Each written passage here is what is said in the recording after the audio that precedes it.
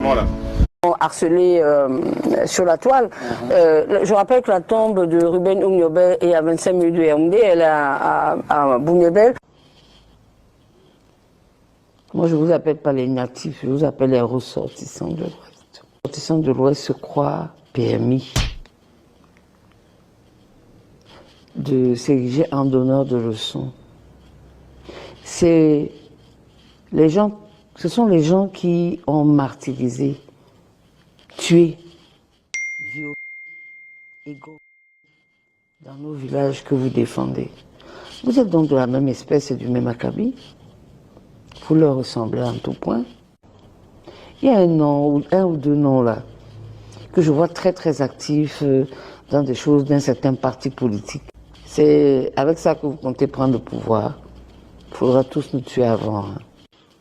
Vous n'aurez jamais la chance d'avoir le pouvoir dans ce pays. Si vous avez pensé avoir exterminé tout le peuple du Mungo, vous avez eu tort. Il y a eu des rescapés qui sont témoins de l'histoire du passé. Maintenant, il faut savoir que si vous voulez rester dans la violence des actes, vous allez trouver en face de vous la réplique qu'il faut. Parce que nous sommes sur nos terres. La légitimité vous donne des forces. Si nous étions chez vous, ça se comprendrait. Mais vous êtes chez les gens. Mais c'est vous qui bavardez. La corruption ne peut pas tout résoudre. Non. La corruption ne peut pas tout résoudre. D'ailleurs, je vais vous dire, on vous l'a suffisamment répété. Le président Paul Biya est votre dernier rempart. C'est le dernier qui vous protège encore. C'est le dernier, parce qu'après lui, là, les audits seront faits à répétition. Il va falloir expliquer comment vous êtes arrivé là où vous êtes arrivé. Chacun dans le secteur qui le concerne. Donc ne pensez pas que tout ce que vous faites là, les gens sont distraits. Non, ils ne sont pas distraits. Vous avez raconté que vous avez connu le napalm. C'est vous, regarde. Les Français ont dit non, du fait des résultats de leurs recherches. Et il y a même des Camerounais dedans. Parce que quand je dis les Français, c'est pour diluer les choses. En fait, ce sont les Camerounais. Macron a été particulièrement, sur ce coup-là, futé. Il vous a mis une commission en place dans laquelle il y avait des Camerounais. Ces Camerounais vous disent qu'il n'y a pas eu de napalm. Bon, c'est votre problème. Est-ce que vous avez entendu quelqu'un du Mungo discuter de cela avec vous? C'est votre affaire. Vous défendez les intérêts de vos communautés, de vos peuples, sur votre territoire. L'autre objectif, c'est la restitution des terres. Elles sont restituées. Les terres qui sont demandées là, celles qui étaient sous concession, données en concession aux colons, vous allez nous les restituer. Vous n'êtes pas nos héritiers, vous allez nous les restituer.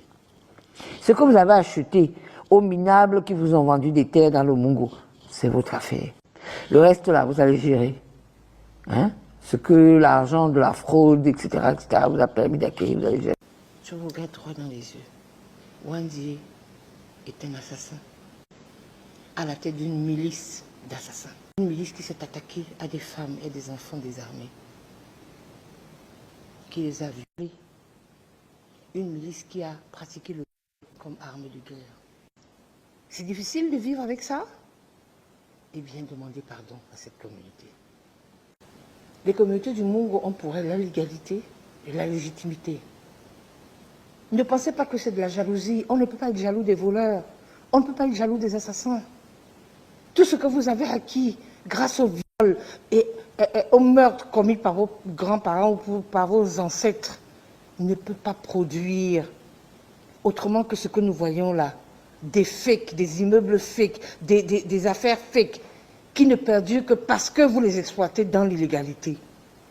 Parce que vous fraudez. Lorsqu'un peuple veut se retrouver, il se regarde droit dans les yeux. Et il se dit, si nous avons fait du tort à une communauté, on demande pardon. Et quand je dis lorsqu'un peuple, lorsque des descendants d'assassins reconnaissent leur tort, mais il me semble que vous n'avez pas d'humanité, vous n'avez pas encore, vous n'êtes pas encore arrivé au niveau où vous avez compris de quoi il s'agit.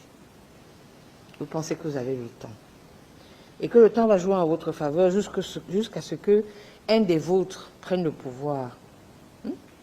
Quand je dis un des vôtres, c'est un qui a la même origine que vous et qui va, du fait de son suprémacisme, penser qu'il peut ou qu'il doit vous protéger. Mais cela n'arrivera pas de sitôt. Parce que nous avons compris qu'ils étaient vos plans. Nous savons lire et écrire désormais.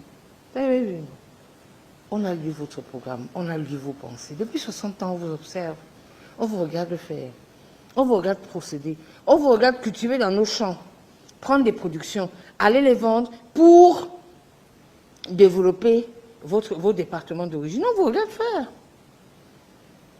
On vous regarde vous étaler sur les réseaux sociaux avec vos enfants, narguer, dire à nos enfants, à nous, que leurs parents ont vendu les terres, qui sont des paresseux, des irresponsables. On vous regarde faire en souriant et en priant. Vous savez, vous avez utilisé l'Église pour asservir les peuples. Mais vous ne pouvez pas utiliser Dieu. Vous n'avez pas vu que depuis que vous priez là, pour que Paul Biya parte, plus vous priez, plus il est maintenu en vie, en bonne santé et au pouvoir. Vous n'avez pas encore compris ce que ça veut dire? Ça veut dire qu'il n'y a pas de connexion entre vous et Dieu. Il vous fallait imposer un des vôtres. C'est pour ça que vous avez créé ce mythe qu'on appelle Wandji. Wandji est un mythe. C'est une forfaiture, c'est une imposture, c'est un assassin. Vous comprenez? C'est un assassin. Pour le Mungo, il n'y a personne dans le Mungo qui puisse prétendre le contraire. Parce qu'il n'y a pas une seule famille dans le Mungo qui n'ait pas souffert des exactions commises par les sbires de la milice conduite par Wandji. Et les dates que nous donnons ne sont pas anodines. Tout cela n'a pu trouver son apogée que parce que Wandji a été le président de l'UPC communautaire que nous revendiquons. Les terres qui sont en réclamation sont celles qui avaient été concédées aux colons pour être exploitées, pour être transformées ou pour être exploitées comme plantation. Et ces terres aujourd'hui sont accaparées par les résidus des miliciens de l'Armée nationale de libération du Cameroun. Donc ce n'est pas encore un conflit intercommunautaire, mais si vous souhaitez que cela devienne, c'est à vous d'en prendre l'initiative. Je vois que vous êtes sur la bonne voie parce qu'on ne voit que les Bamileke qui viennent déverser leur venin. Donc, pour le moment, ce n'est pas encore un règlement ou un conflit intercommunautaire. Pour le moment, c'est une démarche que nous pensons être une démarche citoyenne pour récupérer nos terres d'entre les mains des résidus des maquisards. Arrêtez de faire des amalgames, renseignez-vous et puis cultivez-vous parce que finalement, puisque vous le faites sur les réseaux sociaux, ce que vous démontrez à la terre entière, c'est que vous ne méritez pas la réputation qu'on vous avait faite, voyez-vous, la réputation de gens travailleurs engagés. Vous n'êtes ni travailleurs ni engagés. Si vous allez par exemple rencontrer les enfants des nazis